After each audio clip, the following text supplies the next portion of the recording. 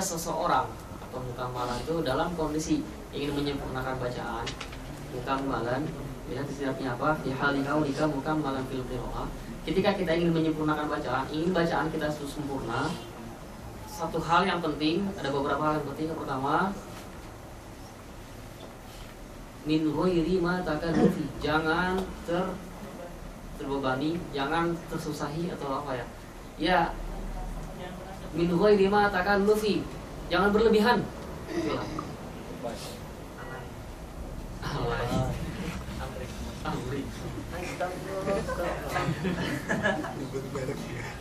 Bukan malah min ghairi ma takallufi, jangan berlebihan membaca Al-Qur'an itu.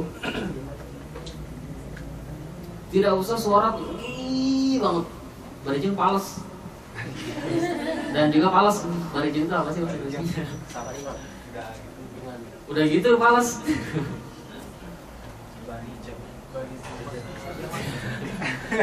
bahasa baru jadi udah mah tinggi suara serak pales pula. Bisa lah gimana kita kira-kira rasanya kan? Tapi membaca Al-Quran itu apa? Dilutfi, bila ta'asufi, balik lagi ditakibkan lagi, bila ta'asufi, jangan berlebihan. Dilutfi, dengan lembut. Antum bisa membedakan nggak orang membaca Al-Quran dengan hati, dengan orang yang membaca Al-Quran dengan suara? Maksudnya orang yang memang mengandalkan hati, walaupun suaranya biasa-biasa aja, tapi ketika membaca Al-Quran dengan hati, dengan penuh kelembutan, walaupun suaranya fals, bisa dirasakan juga, walaupun bukan orang lain yang merasakan, dia sendiri yang merasakan. Tapi ketika antum membaca Al-Quran, nadanya banget, ya apa saking tingginya gitu ya maksudnya. Kira-kira yang dirasain apa? Indah, atau misalkan kalau saya sih berisik, kenceng banget sih, kenceng banget kan? Ya kecuali kalau memang enak gitu, indah seperti itu. Tapi kalau sudah tinggi, pales, tuh pengen jadi kayak hamam jadinya. Ya maksudnya seperti itu kalau pales. Tapi kalau indah dan tidak merusak kaidah Al-Quran, asal Al-Quran itu tidak masalah. Dan makanya itu dianjurkan kan, zainul Quran biaswatikum, hiasi Al-Quran dengan. Tapi ada barometernya seperti apa menghiasinya seperti itu. Bilutfi bila ta'assufi, membaca Al-Quran dengan penuh kelembutan, tidak usah kencang-kencang. Karena Al-Quran itu dibaca dengan hati, jangan hanya dibaca dengan mulut. Mukammalan min ghairi ma takallufi, jangan membaca Al-Quran itu dengan berlebihan ketika kita ingin menyempurnakan bacaan, yaitu dengan penuh kelembutan. Min ghairi bila ta'assufi. Dah selesai nukta di situ. Sekarang yang terakhir, pembahasan baru lagi. Walaisa bainahu wa baina tarkihi illa riyadhatun bil fiqh. Ini adalah motivasi dari Mujazari untuk kita semua pelajar ilmu tajwid di Al-Qur'an. Bahwasanya kita tidak bisa, misalkan walaupun kita tidak bisa langsung jadi, misalkan baru sekali ikut daurah, 1 bulan daurah langsung keren. Alhamdulillah kalau ada yang bisa seperti itu.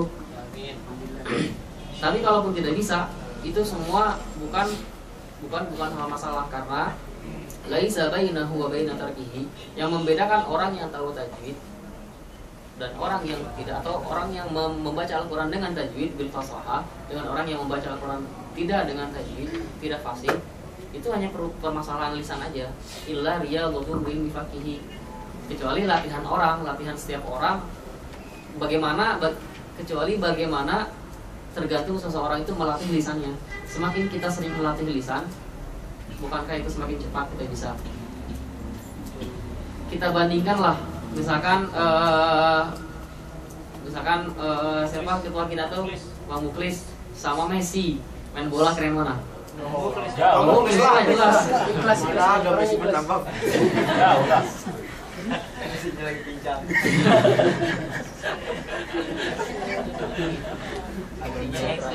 Seorang yang ahli apalah gitu, entah itu olahraga atau apa, sama orang yang biasa-biasa aja, itu kan beda tuh porsinya kan. Atlet timnas badminton misalkan siapa, sama atlet kampung misalkan, kan beda itu kan, maksudnya kualitasnya beda. Yang membedakan kualitas apa? intensitas latihan dia kan. Nah, begitu juga dengan kita dalam metode di sini. Misalkan kita pertama susah banget. Di sini sambil dipraktekin, bahkan misalkan lagi di amas bisa kayak gini.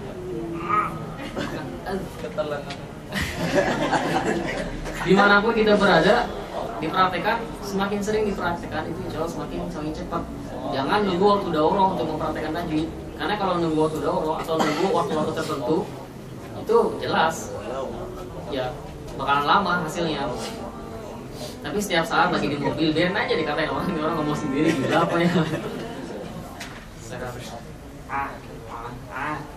Bahkan ada yang bilang katanya bahwa malam-malam mempraktekin makroji huruf ada kenceng banget dia kenceng, bahkan sampai tetangga itu ngerasa risih kan, tetangganya orang Mesir.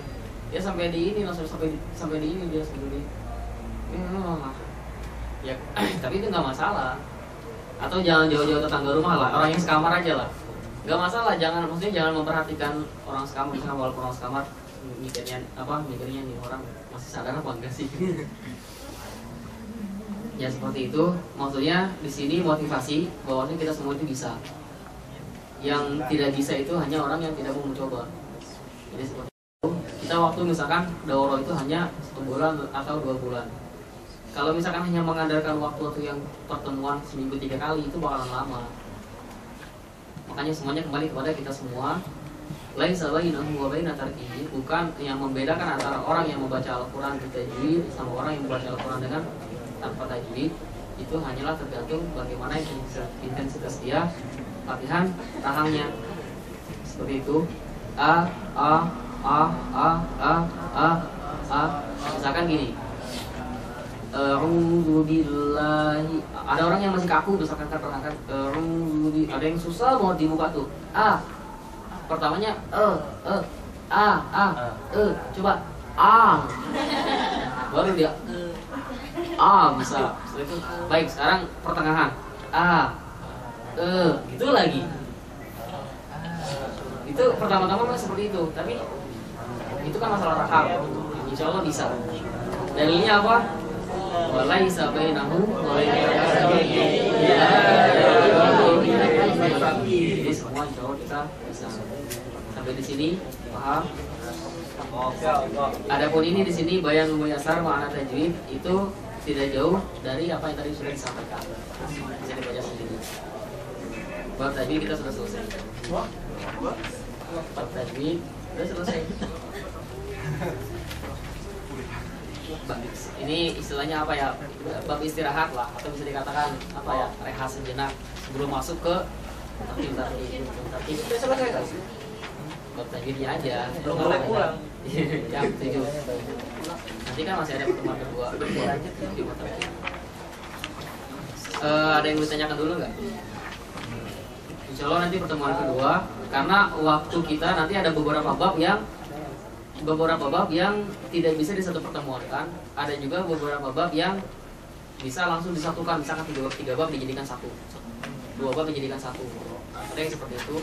Makanya untuk sekarang kemungkinan 2 bab, karena waktu kita tinggal sekarang udah tanggal berapa sih? 12 kan?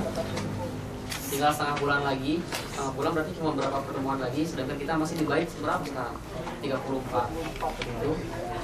Dan insya Allah bisa selesai. Ada yang ditanyakan tentang tajwid?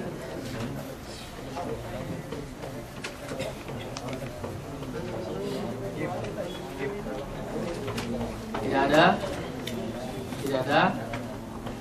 Oke. Kalau tidak ada, kita baca sama-sama wal akhlu bi tajwidi dari awal sampai akhir. 1, 2, 3.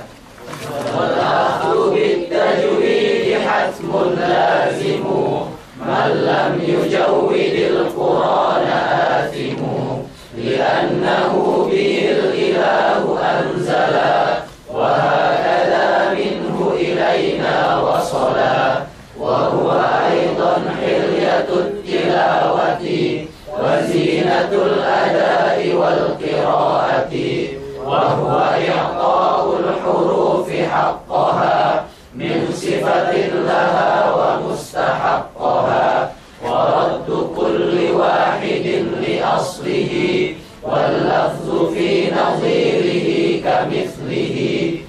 mukammalan min ghairi ma takallufi bil lutfi fin nutqi bila ta'assufi wa laysa bainahu wa baina tarkihi illa riyadatum ri'im bifakkihi.